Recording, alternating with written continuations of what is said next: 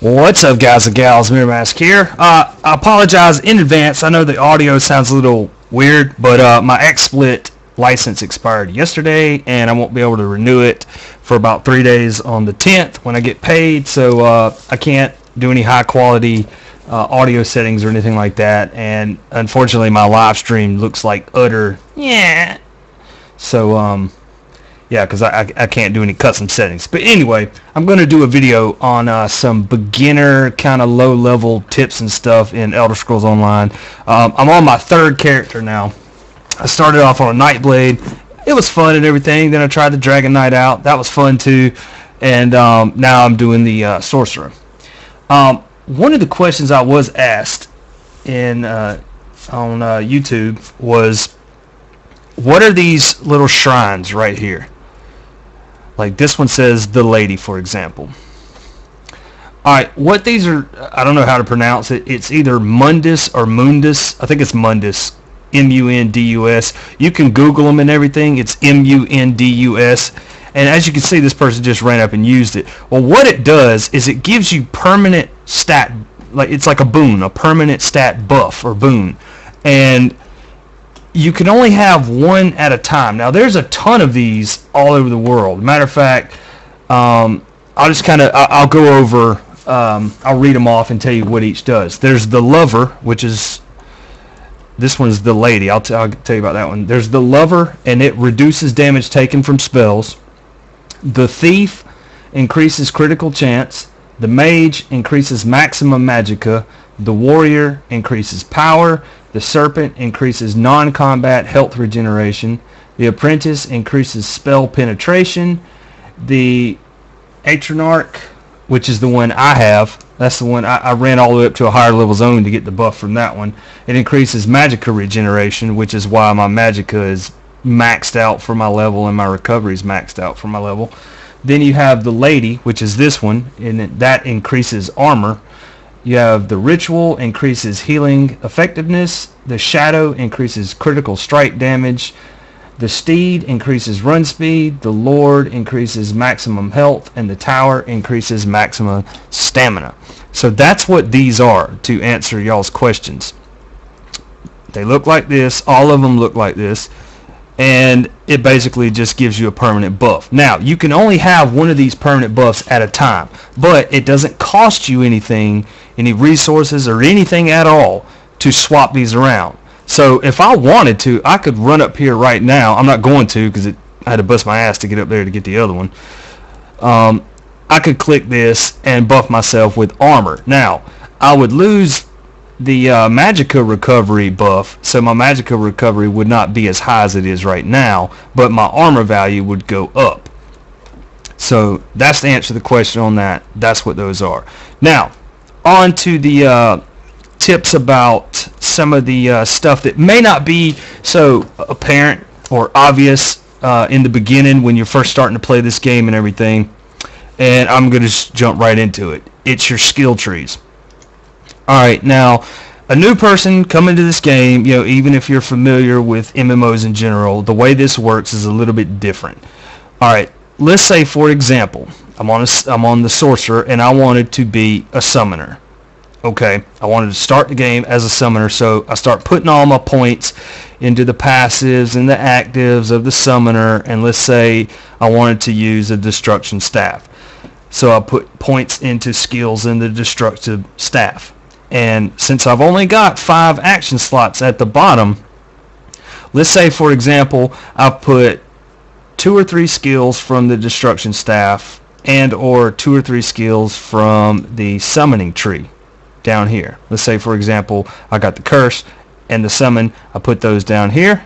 And let's say, for example, I put all 3 of these right here down here on my bar. So my bar's full. I've got 5 skills. I've got 3 from the Destruction Staff, 2 from the Summoning Tree, and I'm leveling up and I'm playing the game and everything.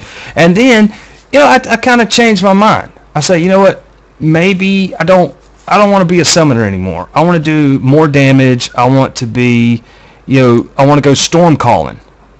So I'm like, alright, so now I go and I put a point into Storm Calling, but unfortunately my Storm Calling is only level 1 or 2. Why did that happen? How is it that I could be level 25, for example, and my storm calling is only level 1 or 2? I'll tell you why. And here's how it works.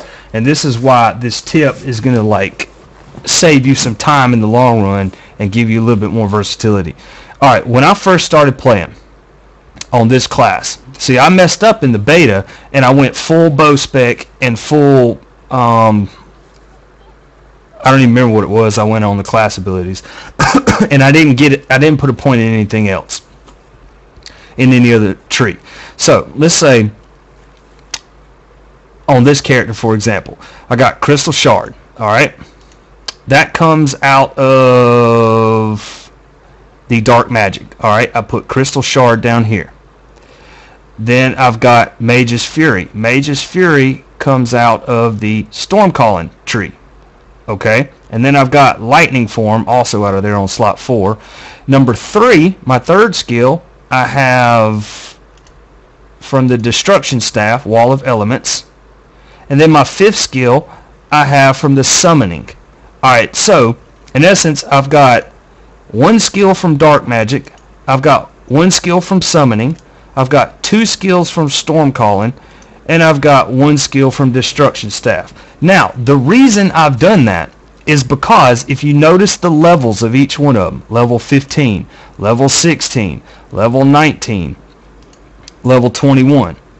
Okay, the reason that is because when you have a skill, just 1 skill from a tree, as long as it's on your bar, regardless of if you're using it or not, say I just put it on there and I never used it, that's fine.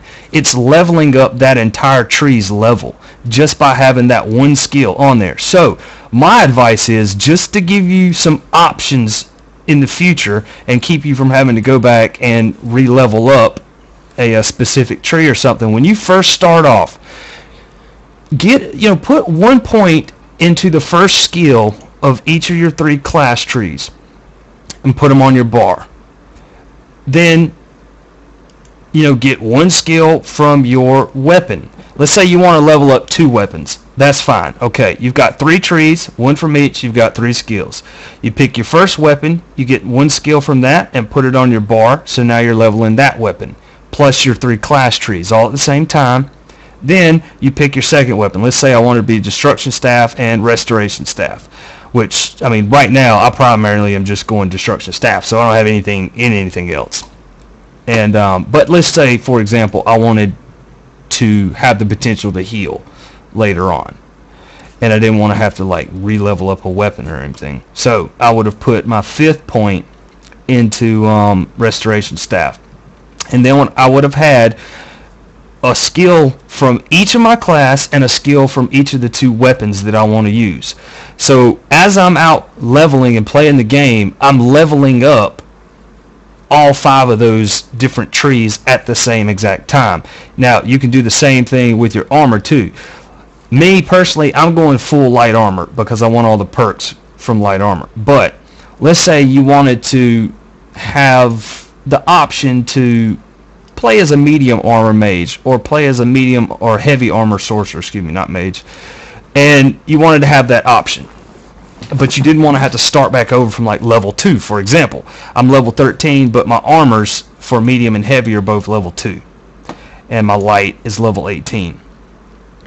Now, what you could do is equip a couple pieces of light, 1 or 2 pieces of medium, or 1 or 2 pieces of heavy, or mainly light if you're a sorcerer, and 1 piece of medium, and your 7th piece of armor be the 1 piece of heavy. So that way you're leveling up your light armor and your medium and your heavy all at the same time. So, but granted, because you have more pieces of light armor on, light armor will level faster than the medium or heavy. Same way for your skills. That's why, for example, my Storm Calling is level 19, but my Dark Magic and Summoning are 15 and 16. That's because I have 2 skills from Storm Calling on my bar. Now, the reason Summoning is leveling faster than Dark Magic is because I have an active ability, and the ultimate that I've chose to use is from the Summoning tree. So that's leveling fast now too. both of these will level faster than dark magic because I'm only using one skill from dark magic. But if you notice, dark magic is in the same general area level range as the other two. It's level 15. It's higher level than my level. So make sure you get all the passives that you want. You know, for whatever build you're going for, the passives are super important. They may not seem like it at first. When you first start playing, you're probably like, I just want to do a ton of damage. I just want to kill everything before it kills me, blah, blah, blah, blah, blah. But what you'll notice is that you burn through magicka extremely fast in this game, and you burn through stamina extremely fast in this game. So you're going to want those racials. For example, this one, spell charge, increases my magicka recovery in combat. See, those are important passives to have. Same way with light armor. Make sure to get the passives. Now, what you can do is once you get, you know, around level 10 or something like that, and you get some decent armor on and stuff, what you can do is there's an add-on that you can get called Sky Shards. It's on Curse, and it's also on Minion. You can find it. It's called Sky Shards. And what that does is it puts the location of all the Sky Shards on your map, and it tells you if you've collected them or not. Like here, this one says I've collected it. That one says collected. All the white ones are collected, and if you notice up here, the black ones, I haven't collected these yet. So what you could do when you get around level 10 or so, and the only reason I recommend level 10 or so is so you can survive the hits that you'll be taking in some of these areas. So once you get up to that level, run around and gather as many Sky Shards as you can. Make sure you get, if you're on this faction, for example, if you're on Daggerfall Covenant, make sure you get all of them here in the starter zone. Make sure in Strothmakai, make sure you get the ones in, I always forget the name of this place. What's the name of this map? Betnik. Always, you know, make sure you get, I think there's 3 there. Make sure you get all 3 of those, and then you can start gathering all these up. So what that will do is you gather them all up. That it'll get you like in a state where you're a little bit more powerful than the average player who didn't run around and gather all the Sky Shards, because you will have all those passes and things. Now, to give you an idea of how many you will have, in that first area, there's, let's see, 3 of them there. There's 3 of them in Strothmakai. And then in Glenumbra, I think there's like, yeah, there's 16 of them. So that's like, what, 21? That's 7 skill points right there. If you gather all those from the 3 little starter noob areas, I include Glenumbra as part of a noob area. But yeah, you'll have 7 skill points. Plus, once you get around level 14 or so, I think level 14ish is about when you leave Glenumbra, 14 to 16 range, depending on if you grind or not, which I'll get into that a little later on. You'll have, you know, 20 or so skill points, if not more, depending on if you went around and gathered all Sky Shards. Now, those 20 skill points, for your level, you may be able to, you know, get everything you want. You know, because you won't have, unless you do a tremendous amount of grinding, you won't be too far ahead on your level and skill trees and stuff. So yeah, I mean that's a huge tip. It'll make you way more powerful than the average player, especially in PvP. Way more powerful than the average player in PvP who didn't go around and gather all the Sky Shards. So yeah, get that add-on, use it, go around, gather all your Sky Shards. I'm gonna be working on that on this character very soon. I've only gathered I don't know, a handful of Sky Shards, but I wanted to level up a little bit and get some better armor before I run around and do all that, because I am going full max magicka build, so I don't have a whole lot of health and stuff.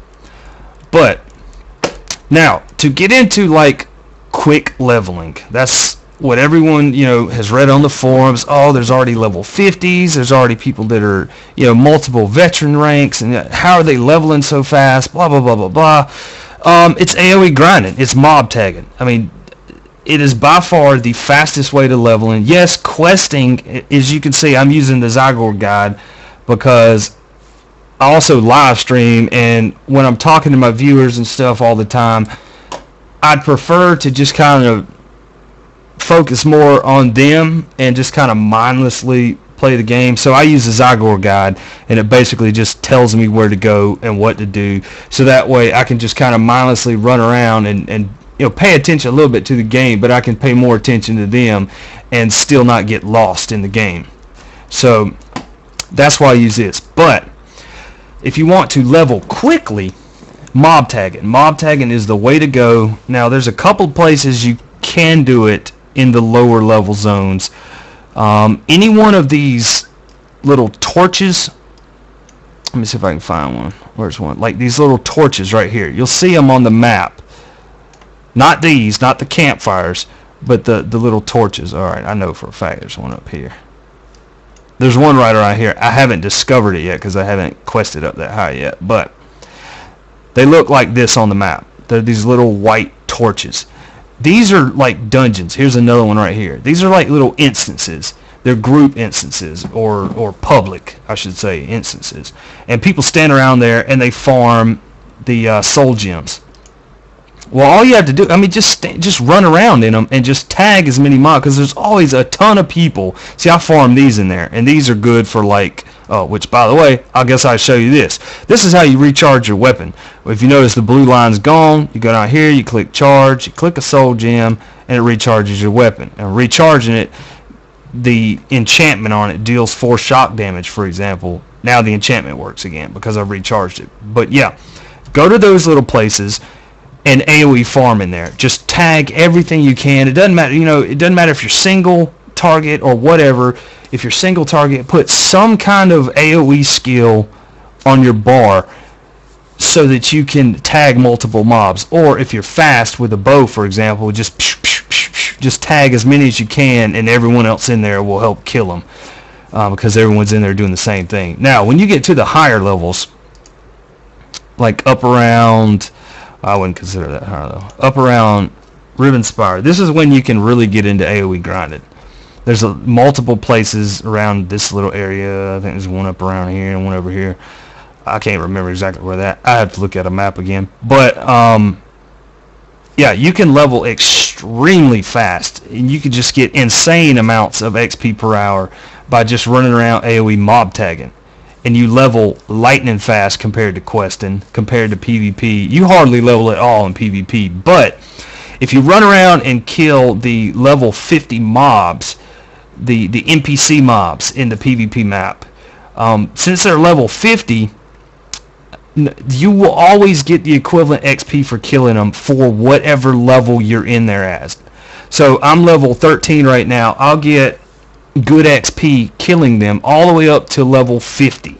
So if I wanted to just spend all my time in there killing them, I wouldn't level up extremely fast compared to coming out into the PvE area and just doing mob tagging, AoE grinding with a bunch of people, but it's still a very, it's a very good way of leveling if you're not into questing or anything like that.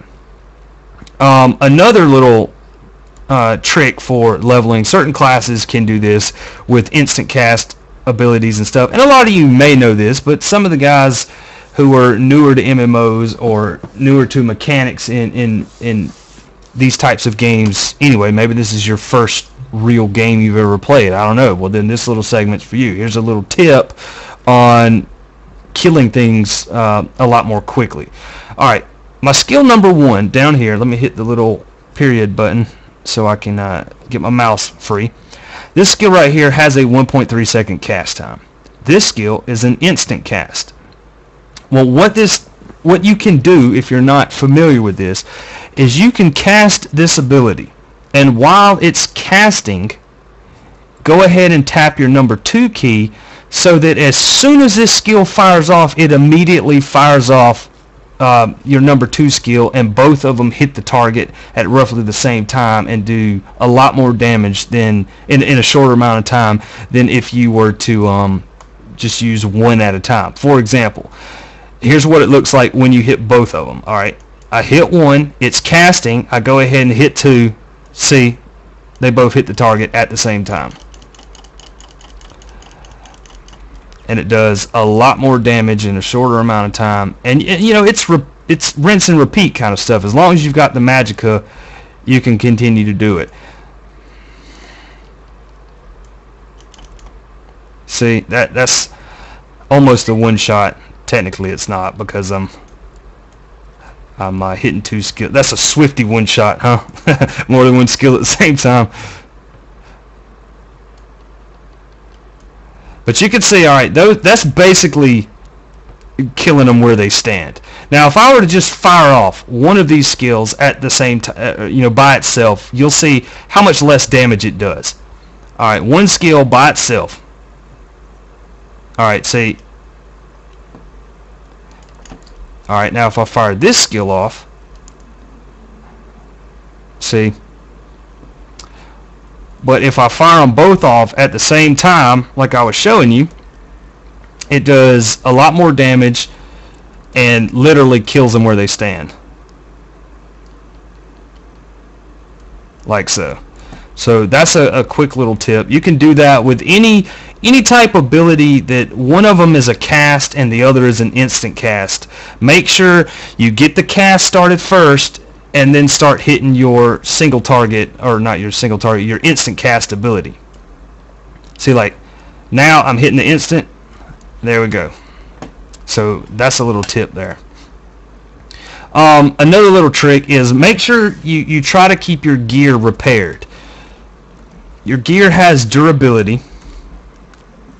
See, like this is 31 out of 43. My gear's a little damaged.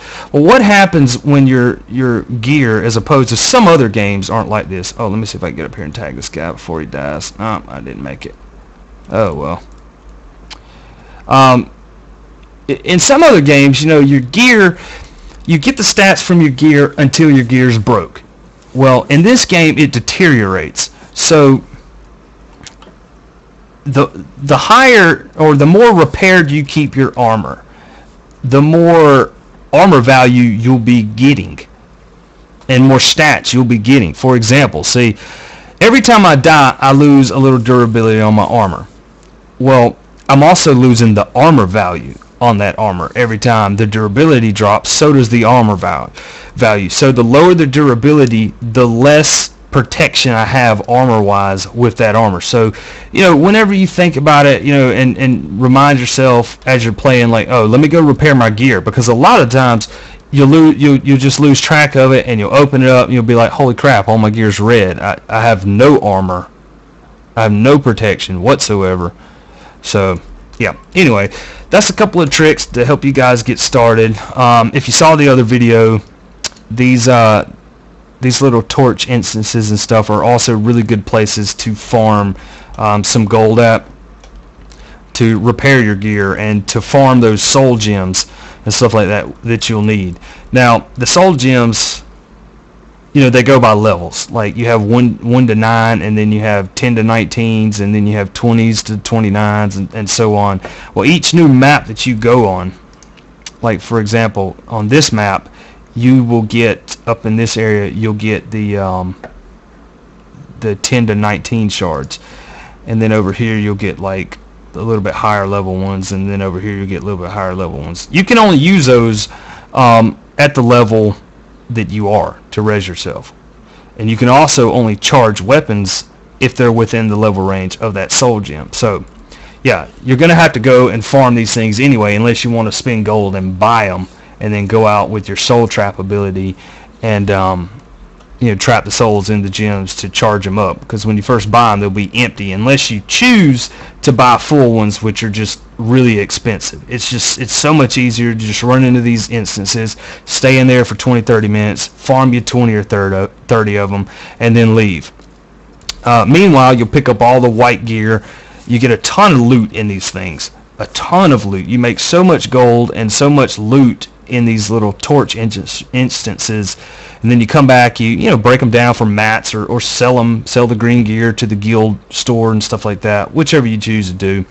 But yeah, that's my low level tips and stuff for right now. I'll be, you know, putting out some more videos and stuff. Make sure to check out my live stream at hitbox.tv/mirrormask, and I'll see you guys in the next video, and hopefully I will see you guys on the live stream. I hope this video has been helpful. Make sure to leave any comments or questions below. Share the video, thumbs up or thumbs down if you didn't like the video. Either way, I hope I entertained you. I'll see you guys in the next video. Peace.